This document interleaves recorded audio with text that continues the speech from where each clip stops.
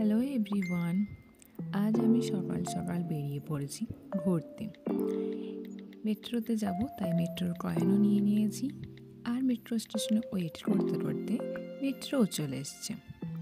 তো চলুন যাওয়া যাক। এই যে আমি চলে এসেছি বান্নেরঘাটা বায়োলজিক্যাল পার্ক।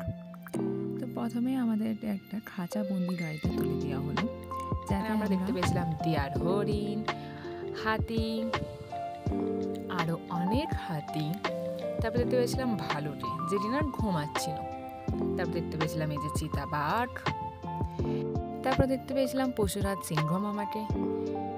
পাশের খাঁচার মধ্যে এরকম বাঘ মামাও বন্দি ছিল আমাদের মতোই। আর হ্যাঁ, এই প্রথমবার আমি সাদা বাঘ দেখলাম।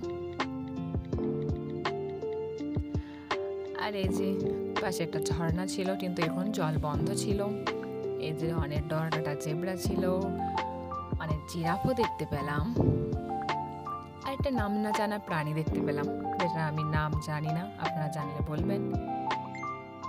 তারপরে দুটো ভয়ঙ্কর হাইয়েনা দেখতে পেয়েছিলাম।